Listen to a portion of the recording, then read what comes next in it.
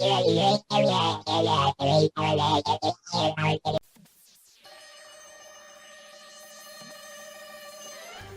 of the most memorable parts of war, any war, is the espionage that goes on behind the scenes. We never know about it when it's happening, but are hooked by every detail afterwards. Espionage has had a huge cultural impact.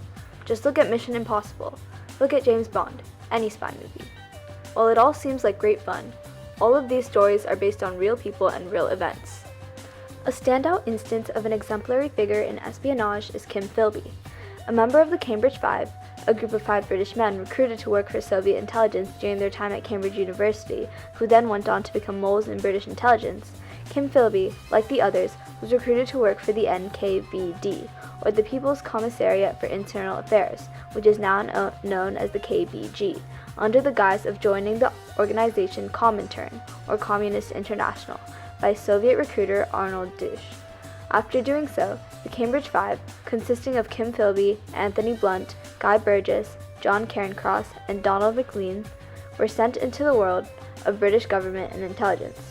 The 5 of them, given that they were all men from good families and were well educated, had no trouble finding jobs in the government and the intelligence sector.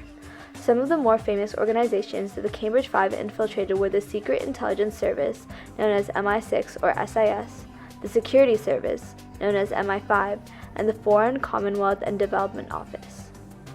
Philby started working for Soviet intelligence in 1934. He was the first of the 5. He was followed suit by Donald Maclean, who was also recruited in 1934, then Guy Burgess, recruited in 1935, Anthony Blunt, recruited in 1936, and finally John Cairncross, recruited around 1936 or 1937. By the late 1930s, the 5 were operational British agents who were working for the Soviet Union.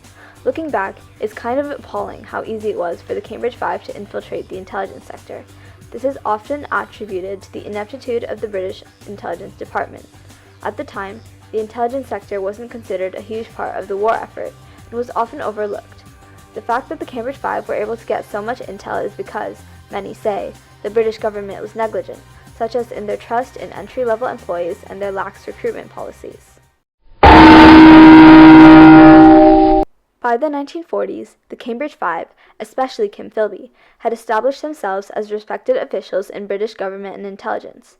In 1941, the American and British governments began a project called the Venona Project. The mission of the Venona Project was to decode intercepted Soviet spy communications and use the information gained from them. In 1951, Kim Philby was serving as the representative for MI6 in Washington, D.C. When the British and American intelligence officials reviewed the information gathered through the Venona Project, he discovered communications speaking about a double agent that they called Homer. Upon further investigation, Philby discovered that they were discussing Donald Maclean. To help them out, Philby tipped off Maclean as well as Guy Burgess that the British were onto them. Maclean and Burgess both defected to the Soviet Union after learning about this, on May 25, 1951. Throughout their time working as Soviet moles, Philby and Burgess had been closely associated. Philby anticipated that Burgess's defection would have a negative impact on his own career because of that association, but managed to hold the people's trust because of his friendship with James Angleton, the chief mole hunter of the CIA. Because of this, the governments, both American and British, neglected to conduct the necessary investigations on Philby that should have been done because of his association with Burgess. This is just one example of the oversights of the British government when dealing with Kim Philby and the rest of the Cambridge Five. Kim Philby did many things during wartime and conflict between the British and the Soviets, one of them being partaking in what is called the Volkov Affair. Konstantin Volkov was the vice consul in the Soviet Consulate General. That was his official job. His real job was the deputy chief of Soviet intelligence in Turkey. In August of 1945, he wrote to N.H. Page, the deputy chief of British intelligence, saying that he wanted to defect to Britain.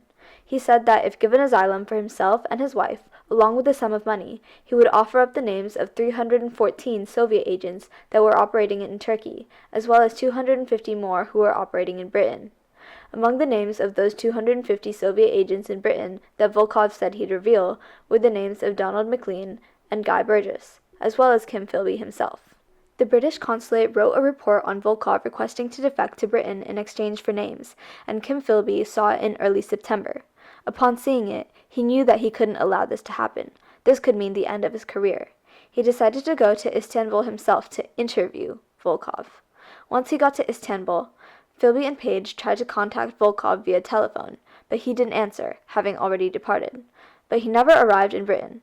Volkov and his wife were sedated and taken to Moscow, where they were tortured and executed in Lubyanka. When prompted for an explanation, Philby said that Volkov must have changed his mind about the defection last minute. There's a theory that Philby himself tipped off the Soviets, and because of Philby, Volkov was killed. Either way, Philby narrowly avoided being caught and found out during the Volkov affair. Yet another example of Kim Philby's effects was the deaths of many guerrilla fighters in Albania. Kim Philby, while directing British intelligence operations in Turkey and also working for the Soviet Union, made many plans for the British to implement, which he then subsequently leaked to the Soviets for them to foil. Istanbul, during the time period of the late 1940s to the early 1950s, served as a center for British operations against the Soviets. It was there that it was decided that the British would send guerrilla fighters into Albania in order to beat the Soviets. Kim Philby then informed the Soviets about the plan, and as a result, all the guerrilla fighters that were in Albania were killed. A huge reason that Kim Philby and the rest of the Cambridge Five were able to get access to so much information was because the British government were so relaxed about intelligence. Because of how easily the Cambridge Five were able to navigate British higher-up positions while still working for the Soviet Union, many changes came about after the war. During the war, the British needed as many minds as possible, and therefore didn't pay much attention to the background of the people that they were hiring, even if they had a history of sympathizing with the Soviets or had stood for left-wing causes in the past. The British government performed background checks through a process called negative vetting, because the background checks that they performed were not proactive at all. They would search the candidates in MI5's records, and if they weren't in there, then they would be considered trustworthy. Even some people who were in there would still be able to be considered trustworthy. This didn't work, because as long as someone didn't associate outwardly with the Communist Party, they'd still be able to be considered safe, even if they shared the same ideals as the Communist Party. This is exactly how the Cambridge Five were able to infiltrate the British government. After the war, the British government switched to a background checking process labeled positive vetting, where active background checks would be performed on all candidates.